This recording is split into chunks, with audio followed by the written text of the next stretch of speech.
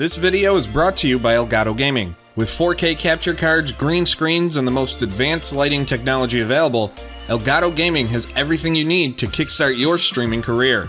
To learn more on how Elgato can improve your production, click the affiliate link in the description below.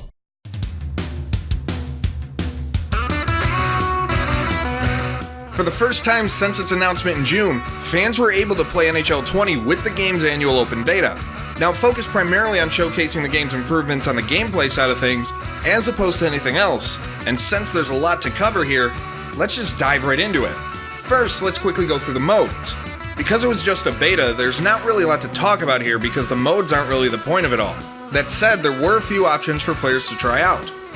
The new NHL THREES Eliminator mode was available, and could find itself being a fun time with friends due to the sudden death nature of the mode. Also available was the local NHL 1's Now mode, which is pretty much just NHL 1's except you can play it offline with actual NHL players. The one small thing that stood out with that is that there wasn't a scoreboard on the screen when playing, so unless you looked at the board around the rink, it was tough to really keep track of who was in the lead. Also available were the EASHL and Online Versus, and they were just what you expected them to be. And before you bring it up in the comment section or on our subreddit or on social media, the team rosters are as of the end of the 2019 NHL season due to various licensing agreements, as well as the fact that the beta build of this game is from the beginning of June, meaning that the Stanley Cup playoffs were still in session at the time of the cutoff. And now that that major question's out of the way, let's talk about the game's presentation. So based on social media posts and comments on our other NHL 20 videos, this was clearly the most divisive new addition to the game. Obviously, people are going to be split on it either way, but I'm actually surprised at how much of an issue this was for some players though. Gone is the NBC Sports presentation, and in its place is an NHL 20 specific presentation that features new overlays, transitions, and a brand new commentary team. Doc Emrick and Eddie Olczyk and their lack of emotion in the calls are thankfully gone, and now we get Vancouver sports host James Cebulski as the main play-by-play, with TSN's Ray Ferraro taking over on color commentary after being the third man on the broadcast team the past few years. Almost immediately, you notice that there's actual emotion in the calls of the action on the ice, with far fewer repeated lines, aside from some repetitiveness when talking about the different things that can be done instead of icing the puck. Scoring a third-period goal to tie the game evokes an emotion from the broadcasters that I can't ever recall being in the NHL series before. And we've got a 2-on-1. He scores! They tied it up! It's nice when they have two local Vancouver-based broadcasters to get in and record as needed, as opposed to having just 25 to 30 hours a year with Doc Emrick and Olczyk like it had been in the past few years. Continuing with the presentation, the new graphics make sure to highlight your players after goals and during the actions with stats like time on ice, shots, and saves. There's even a new score bug at the bottom of the screen that takes up less real estate in my opinion on the screen than the NBC board did. Unfortunately, because of its location, it's tough to check it out during play, but it is nice to be able to see more of the ice this year, and you only really need to look at the scoreboard in between plays or to check your time on the power play. Some may think of it all as an arcadey atmosphere, but I kind of find it fun and enjoyable. You know, like a video game should be. Speaking of enjoyable, checking out the updates to the gameplay is what this beta really was all about, and that's where there's the most to cover. So to make it easier to digest, we'll break this down into various aspects of the gameplay, starting with the game's shooting.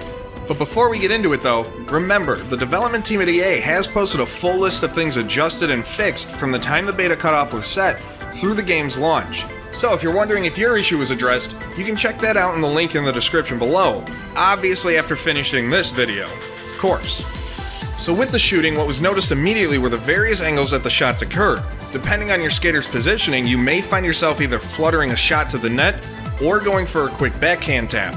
Also nice about the shooting was that you wouldn't see shots fly off the stick if you were out of position. In past games, you could find yourself getting a bad position shot to come off the stick like you had just received a perfectly placed pass in the slot. That appeared to be gone in my time with the beta, but it may have just been a case of me not having a game where that opportunity actually arose. Now, one thing that stood out to me specifically was during an online versus game. While breaking towards the net with the puck, my skater looked off the goalie a bit, making the goalie make a slight play for the pass, which ultimately left the high side open for the tying goal. It's moments like that that show that the team is determined to add the little things that make the on-ice action as real to life as possible. And to be honest, by sticking with the Ignite engine, we're closer to accurate gameplay than we've ever been before, even if the on-ice visuals are the same as they've been for 5 years now. And that's not making an excuse for things like the lack of player scans or the like, and we'll get into more of that when we review the full version of NHL 20 in a couple months.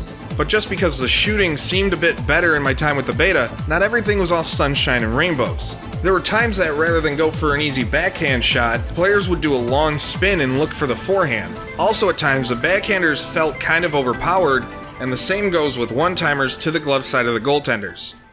Moving on to the skating of NHL 20, there's quite a bit to like here, but first let's talk about something from NHL 19. One of my biggest issues last year, along with a lot of other players, was the figure skating that can be done in order to keep the puck away using a combination of left trigger and A, or L2 and X on a PS4. Even skating backward in general seemed to make you a bit invincible when trying to take the puck away. And even though it still works every now and then, EA has seemingly nerfed that exploit in a major way for NHL 20, and I don't really anticipate it being the problem this year that it became last year, to the point where it's pretty much a joke.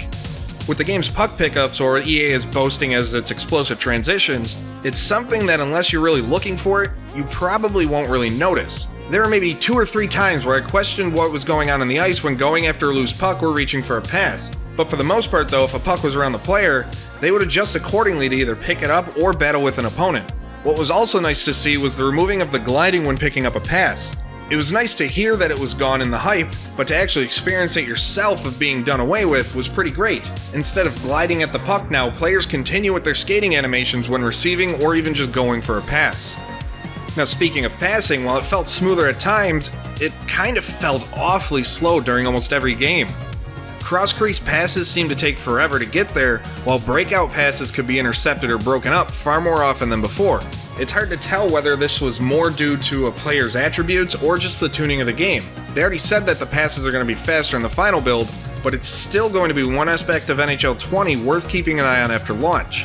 On a more positive note for passing, if you play defense in the ASHL, or just when playing defense in general, it's nice to actually feel like you're on a level playing ground for once when trying to break up plays. I didn't notice much in the way of pucks seemingly warping through my defenseman's stick in the beta. I was actually able to break up plays and eliminate offensive threats more often, and hopefully that even ground feeling still remains in September and beyond, while still knowing that the passing speed does need to be increased a bit. For goaltending, which was the last real major gameplay factor that EA was touting for this beta, you quickly see how the increased animations will impact the play between the pipes. Quick animations like a shoulder shuffle or a quick move of the blocker make for less chances at soft goals. It was harder to score on simple shots, and the rebounds are more unique after various shots, but that didn't really mean there weren't some ways to kinda take advantage of the situation. It seemed that the best way to find success was to throw the puck at the net and hope for rebounds. And while I fully expect that to be fixed at or around the game's launch, it was clear that it became a shooting gallery meta in order to find the back of the net in the beta. Now lastly with the beta, there were a few odds and end things that stood out to me.